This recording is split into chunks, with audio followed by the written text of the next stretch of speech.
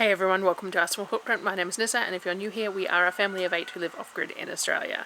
I have not put much out. The last video I put out was the food hamper, and that was Sunday, and it's now Friday, I think. Between my tooth still playing up and just some family dramas and stuff needing to be done, and it just has got away from me. And I really do need to figure out that space to be able to go to do these voiceovers, because half the battle is just getting out here to do the voiceovers for the food related videos. I know I need to start vlogging a little bit more too of the everyday stuff, because I know that everyone really enjoys it, and it would require less, like the voiceover would be less, it'd be editing, the editing would be different and things like that, and I'm going to attempt to do that more in spring and summer. At the moment we're still spending a lot of time indoors because it's still cool, though it is warm. It has been some really warm days lately. We've had a bit of a false spring. But I am starting to get the seedlings going and things like that. I got the first batch of eggs into the new incubator. I'll put a little shot here of that. So first batch of eggs going in there, and I've got a timetable done up of how I'm going to rotate them through. I'm hoping to hatch around about 120 eggs over the next sort of 6 weeks, and then that will be our roosters for culling for food purposes, as well as breeding chooks for being able to potentially sell fertile eggs next year, but also for on selling some pullets, point of lays and stuff this year of some breeds that we'll have some excesses of as we weed out what we want to keep and what we don't. So that's the plan at the moment. So we've got about 3 dozen in the incubator to start with, and we're going to do it on a rolling basis. I'm going to hatch them in my Januel incubators, and I'm going to incubate them in this Orbit 60 incubator and rotate them through. So we will see how it goes, and I'll keep us updated as we go, but there's nothing better than baby chickens, so you know, that's always fun. So other than that, I've done, I think I mentioned last time, I've done my inventory on seeds, but I haven't started the seedlings. The plan is to try and do that tomorrow, so I'm going to do this voiceover now, get this edited tonight and up tomorrow, and then spend tomorrow doing some seed work, getting some seedlings started and on the shelves, on the heat mats and things like that. That's the plan anyway. We'll see if I manage to accomplish that, but and then I'll share some of that when I've done that. But yeah, mostly we're still just getting through food and organizing the next thing. But yeah, just a few family dramas, and the issue with my tooth has been ongoing. And so anyway, this is going to be a food prep planning video though. This is using up the last of the pork. I believe this is the very end of the pork. So I've said it before, but I'll just reiterate it. I bought, I think it was 5 pork roasts this month because I intended to make sausages. Forgot to buy sausage casings, so I've had to find other things to do with them. But I kind of forgot that I bought so many, and then got towards the end of where they were coming into their dates that need to be used and realized, darn it, I have a whole lot here that I haven't used yet because I was going to make sausages and I can't.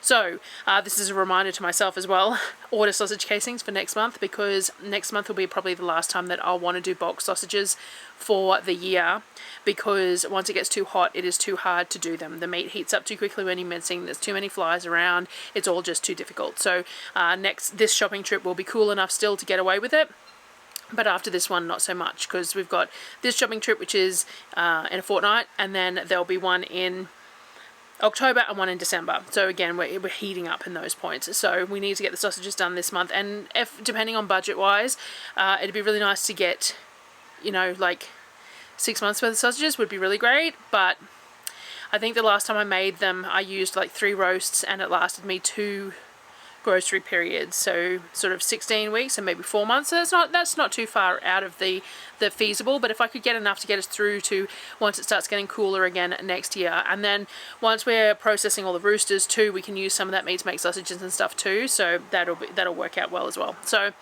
that's the plan. Anyway, that was a bit of a squirrel ramble. I'm working really hard on artwork and stuff as well at the moment, which is another thing that I've been doing, because I have some really nice coloured mugs coming, because I have the white ones that I've shared before that I can sublimate onto, but white mugs are just really boring. So I still have them to sublimate onto, which means that I can personalise the drop of a hat, but I've got some coloured ones coming as well that are really nice, like those hug shapes. I really like them, that I'm going to be able to do UV DTF prints onto. We can still do some personalization, but there will be a turnaround time for that, so we might do it in if you order by this date, then you'll get it by this date, and then do that on a running cycle, and we'll see how it goes. So we will set all that up. That's going to be all set up in the next sort of 6 weeks is the hope, so that we can get ready to do, I can do all my Christmas animals again, but we can do other stuff as well. I can get feedback and we can figure that out. And then I want to do a whole run of stickers as well for the people who have no interest whatsoever in paying shipping overseas, which I completely understand. So we're working on that as well. Lots going on behind the scenes, and I know that that's the sort of stuff I should probably share in like the vlog type videos, because everybody's interested in it, but it doesn't feel interesting. I need to figure that out. Maybe once if we can get this space set up. We didn't end up getting to Bunnings because of the car and all the rest of it, so we haven't got, that's the other thing, the car still isn't, we still haven't figured that out. But anyway, so we haven't got the space started that Darryl's going to build for me. But once that's built, maybe I'll have a little bit more ability to share as well, because I can share while I'm doing stuff, because I'm going to set up a table in there and have, you know, a bit of my own space to do that. And anyway, I'm rambling. So let's get to the food for this video, and then I will try and do another video this weekend as well. Try and catch up a little bit there before I start having to inventory everything for the next run and figuring out quantities and, you know, all that sort of stuff. So it's been a bit of a big week. So let's get into the food and I'll see you at the end. So while I'm trying to get my starter healthy, it is doubling for me with the help of that TMARS temperature gauge. That TMARS temperature gauge is making it much easier. I'm actually having to pull the jar out of the proofer box at some points during the day, because we're getting to 22, 24 during the day at the moment, and sometimes that's too hot. That means that the proofer box is getting too hot and the jar's getting up to like the 30, which means it's going kind of runny and bubbly instead of nice and thick. So that temperature gauge is helping me no end. So I'm working on it, but while I'm working on it, it means that I want to feed it really regularly. I want to keep it really healthy, really well fed, lose that acidic scent to it, so that I can get it really, really healthy, and then I can, you know, use and abuse it however I want after that. But once I get it really healthy, that's the main thing. So while I'm using it at the moment, it's not peak usability, but it's totally is usable. But I haven't been making standard loaves yet. I'm really looking forward to giving the silicone bannetons a go, but I'm not quite there with the starter yet. So I've been just adding it to things that I'm putting a sprinkle of yeast in as well. So I'm still on that English muffin kick at the moment, so I decided to make another big batch of those. My olive oil was almost frozen solid, and so was the coconut cream, so I used really warm water from the kettle to help get that initial rise going. So I put the coconut cream and the oil in the really warm water. It brought it down to sort of room temp, but it dissolved all that, so we didn't have chunks of that going through the dough. I also used a sprinkle of yeast with the starter so that we could do this same day, a couple of hours, still get it used and done, but using that starter. And the start, it is amazing that even if you're not leaving the starter in the dough for extended periods of time, it still gives it a little bit of a different silkiness than if you don't use it at all. There is definitely a difference in the texture to it using the starter, even if it's only left in there for a couple of hours. I did a double batch of the dough. I got it in the big Cambro container, the first batch in the big Cambro container, while I did the second batch, because my KitchenAid will only need I think I'm doing like a double batch, but anyway, I do it in 2 lots when I do a full load, because the KitchenAid will only need 1/2 of that. So while the second batch was kneading, I fed and stirred the starter and got it placed into the warm proofing box again so that I can have an assessment during the day, whether it gets too warm, how it's working, and keep on working on that. Some days I'm feeding it 2 or 3 times in the day, depending on how quickly I can get it to double on that. Some days it's taking the whole day, and some days it's like doubled by the time I want to go to bed, and so I just put it in the fridge for the night and then let it warm up again the next day. So I'm working on it. Got both batches into the Cambro and put that in the larger proofing box as well to double. While that was doubling, I used the excess starter that was unfed in the other jar to make some pasta up. Now, I've been eating a lot of dried pasta lately because it's convenient, it's cheap. We bought a bunch of it to put in the crates just to make life easier. But every time I make sourdough pasta, I remember why it's worth the effort. Even sourdough pasta versus like just homemade pasta, there is a huge difference. I definitely recommend trying some sourdough pasta if you happen to make sourdough and you have starter, because it's just such a smooth, silky, soft texture. Homemade pasta has that as well, but not quite to the same extent. It's a little bit, it's just another level of the texture of it. So I did my normal, I do 3 eggs, 400 grams of flour, 100 grams of discard, 60 grams of oil. I bring it to a small ball stage in the Thermomix, and then I tip it out onto the mat and knead it into a more cohesive ball. I generally do 2 batches, and then I'll put them into something, a Ziploc or with Glad wrap or a lidded container at room temperature for a few hours, and then transfer into the fridge to roll out within the next couple of days. It just depends on when I want to use it as to how long it sits, where it sits, and that sort of thing. Once the dough was doubled, I tipped it out and started shaping it for the English muffins. All the normal. I weighed each ball, put them on a tray with some semolina, and set it aside to proof for a little bit while getting more done, and then just slowly rotating them through the pans on the stove. Lids on, cooking both sides for about 5 minutes. I'll try and remember to put a card up in the corner to the full video on the English muffins that I did just recently to show you the whole process if you're interested. Now, Darryl was helping me, and we did have a little bit of trouble initially getting the timing and the heat right to cook them through. So you want them cooked all the way through. You don't want them sort of tacky in the middle, but you don't want the bottoms and the tops burnt either. So there's sometimes it's like pancakes. You know that thing, that old adage about pancakes, that the first pancake never works, but the first batch is always going to burn, and then you get it right. The muffins were a little bit the same, but we got it going anyway, and we cooked them all through, which means that we have a couple of meals worth of English muffins there as well. Now, because I had all that pork minced up from the day before, I decided to make some sausage patties to go with this batch of English muffins. So I mixed up a really basic breakfast sausage flavoured mix, some sage, maple syrup, salt, pepper, garlic, smoked paprika, that kind of thing. I didn't really measure it too much other than the ratios, like I always discuss, of the ratios to the meat. So I tend to use weights based on that. I look at the weight of the pork, and then I add accordingly to that. And then all you do is you massage it through and you fry off a little bit and you taste it. And you go, okay, that's good. Or I might add a little bit extra to that. So that's how I do that as well. When I was happy with it, I fried it all off in the sausage patties. We made extra to have the next day with the leftover muffins as well. That, you know, rolls over to mean that we get another day or two worth of meals out of the sausage patties and the English muffins, which is nice. The whole idea was to make these in bulk and freeze them for later, but I think because of the quantity that we go through at a time, it's probably not as feasible as I would like that to be. We served them up with a bit of apple butter barbecue and an egg, as well as some of the sliceable dairy-free cheese from the other day. Some of the kids didn't want eggs, but we just all had those for lunch how we wanted them. So there was the options of the sausage patties, there was egg, there was apple butter barbecue, there was the sliceable cheese that I made. I think there might have been mayo on offer, onion jam, whatever they wanted, and we just made them all up and ate them. After that, the next thing I needed to keep working on was more of the pork mince. So because I was silly and I didn't order those sausage casings, as I said, we've got all this pork and no significant purpose to it. I could have just vacuum sealed it up, but I do have some mince frozen at the moment as well. And I did find that the roasts worked really well in the pressure cooker, but I have to vacuum seal them up in smaller pieces because the bigger pieces I couldn't fit them in the pressure cooker, and there's not a lot of room in the freezer at the moment. So I decided just to make use out of it, to figure out ways to use it. So what I decided to do was a bit of a pork ragu slash sort of a bolognese dish. I cooked off some celery, carrot, onion, bacon, garlic, that sort of thing in the pot, along with some dried mushrooms that I'd powdered in the Thermomix.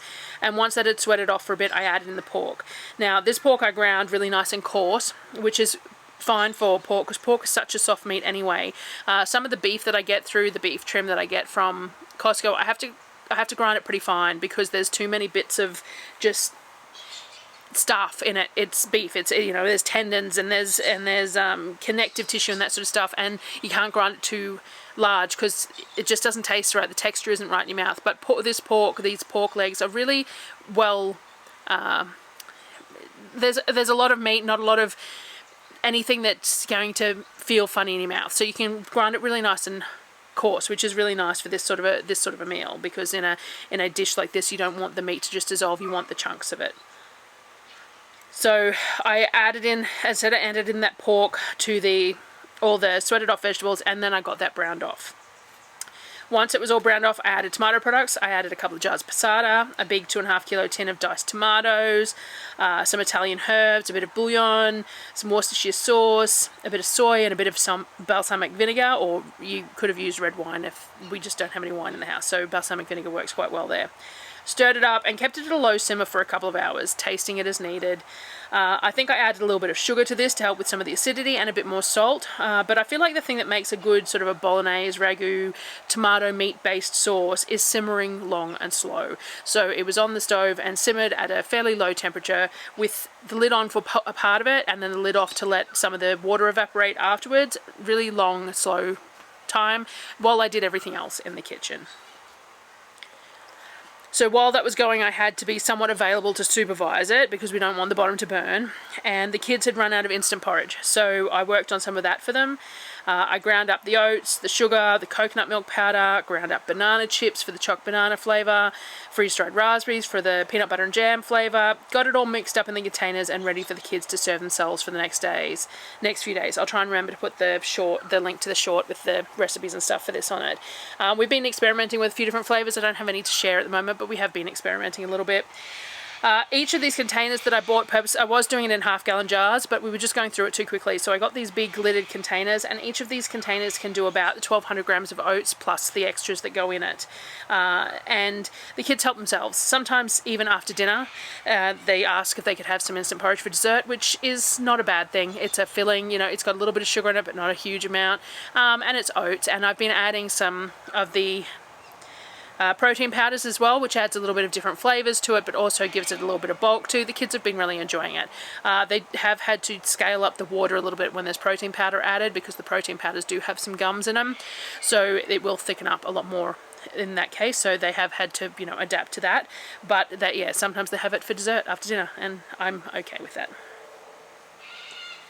I decided that we'd have the fresh pasta that night since I had the ragu on the stove. It didn't make sense to make something else, so I never put it in the fridge. I just let it sit at room temperature all day, and realistically room temperature is pretty cool at the moment. So the only reason I put it in the fridge is to stop it fermenting if I'm not going to get to rolling it, but if you're going to roll it, it needs to be out of the fridge for a little bit anyway because it will be too cold and it'll crack. So I rolled it out for dinner. I remember this being a really long-winded process. Initially, when I first started rolling out my own pasta, I struggled to get consistent sheet size and having to re-roll things, and it was a bit challenging.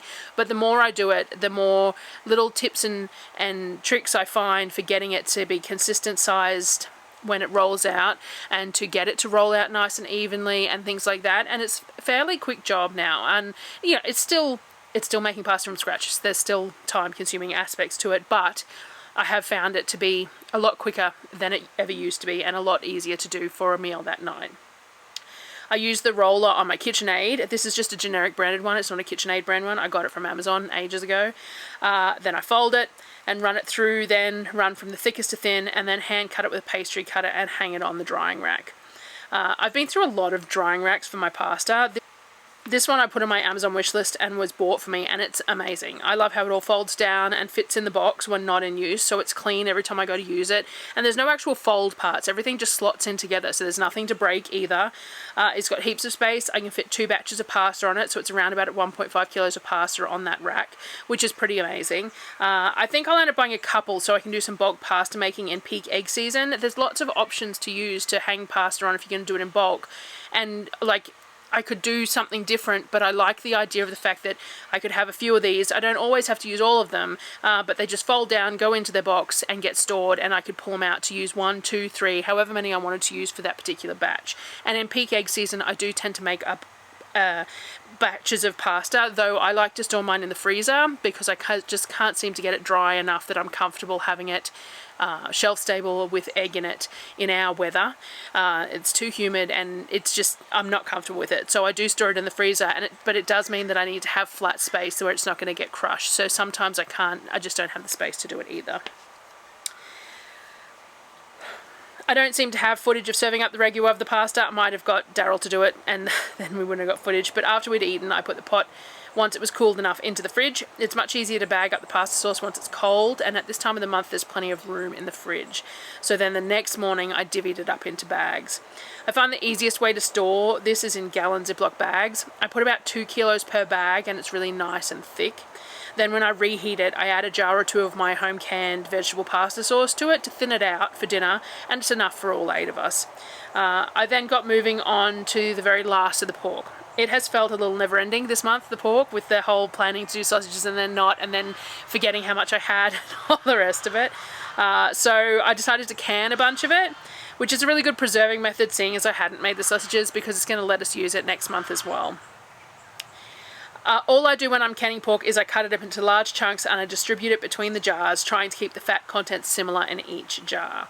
I pack it in really nice and tight because it'll shrink when it's processed. I don't add any liquid. The pork creates enough of its own that it's unnecessary. I do add a little bit of salt to each jar though.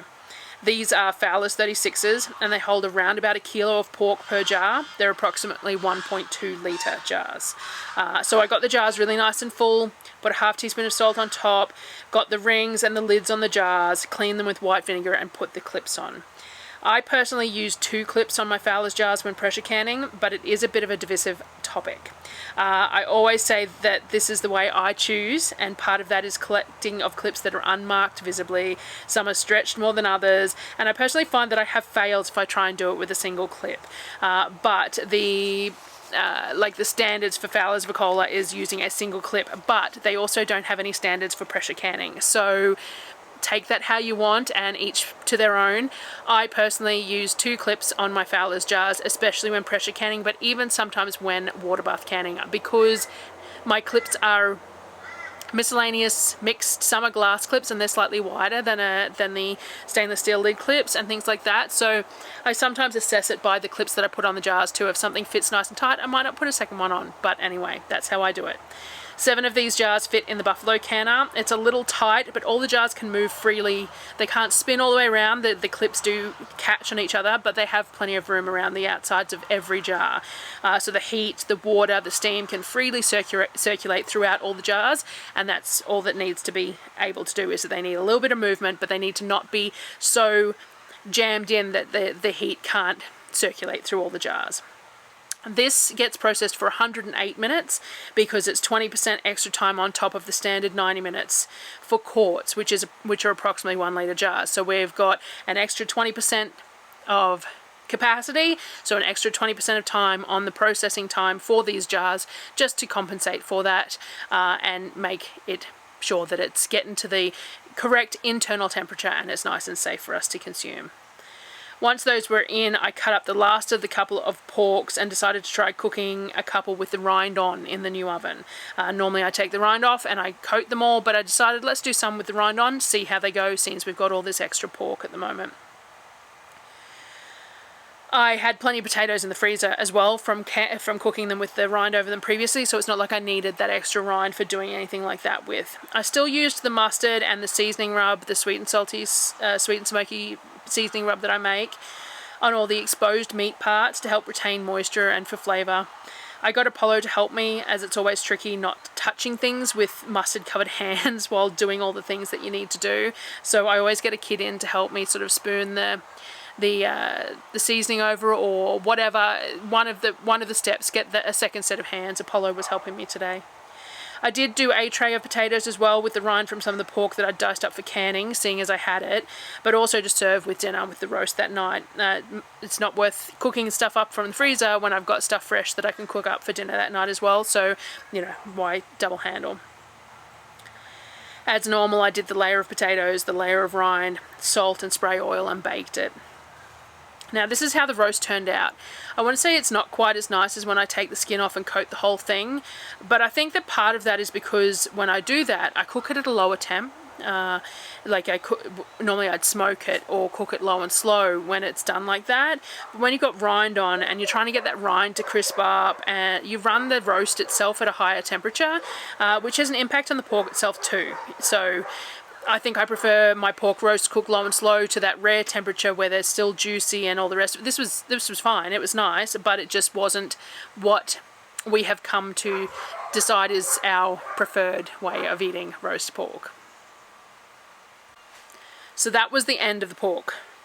Finally, I think. I haven't actually looked at the footage for the next video as to whether there was anything else, but there would have only been leftovers after that, I think. Now I've just got the beef to do. So I'm pretty sure that was all of the pork done. And yeah, it just felt a little bit never-ending because the planning just hadn't gone into it quite the way that I had expected it to. But I will order sausage casings so that I can do sausages next this trip, so long as my budget allows for me to buy the extra roasts, which it should, because I make it work. But yeah, so I'll order those for that. I also need to order some more freeze-dried fruits and stuff for the kids' instant porridge, though I think that they will move away from eating the instant porridge as much as it warms up, and we tend to go to granola and yogurt in the warmer season. So they always have their cereal, but I don't buy enough cereal for the whole time. We don't have storage for cereal, so they have cereal for the first couple of weeks, and then they have homemade breakfasts. We always have homemade, eggs on toast and things like that, but the instant porridge has been a really good way for them to serve themselves something hot in winter, and they tend to not reach for the hot stuff as much in summer, and so we tend to go with granola and yogurt, which is fine. I have a yogurt maker, so I make yogurt every couple of days, and then I do a big batch of granola, and we do different flavors of granola and stuff, but not all of them like dried fruit in their granola. So the freeze-dried fruit might work as a sprinkle. I was thinking about that the other day, was that even with the porridge, I was going to do some like maple toasted coconut and almonds, and then when they have the porridge, they could sprinkle that over the top of it. So we might do some variations of sprinkles in jars, so that I can do a standard granola, just basic, that everyone likes, and then they can have the options of putting that dried fruit, because a lot of them like dates and stuff too. So if I've got them diced up in a jar and they can just put a spoonful over their own dish, that might be the way to go. So we'll see. We'll deal with that when we come to doing that. But for the moment, instant porridge is a thing, and we have run out of freeze-dried raspberries. And I did notice that Melbourne Food Depot had some freeze-dried strawberry powder and raspberry powder, heavily discounted. It's still expensive, but you only need around about 40 grams per that 1.2 kilos of oats to get the flavour all the way through it. So it goes a long way. So I don't find it too cost prohibitive. It's not cheap, but I don't find it too cost prohibitive for something that they really enjoy, and it's nice and filling and that sort of thing. So I've got a cat sleeping over here, mind you. He's sleeping on cardboard. He came and joined me and wrapped around my legs, and then decided just to sleep on a piece of cardboard. It's a mess over here. I'm not going to show you because this is the storage yet, but it's cute nonetheless. So that was everything from me for today. So thank you guys for watching and bearing with me and dealing with my lack of consistency at the moment, and I will hopefully get another video out for you this weekend, maybe Sunday morning. I know I need to work on doing that whole live thing in the chats and stuff like that, but I'm struggling a little bit to get any sort of routine going. I think it's the change of seasons again now, so we finally settled into winter, and now it's not so wintry anymore, but it will be again. We always have a frost in September, so it's not like it can say that it's actually warm, because it's not, but we having a bit of a false spring, I suppose I could say. So anyway, thank you guys for watching, and I will see you on the next video.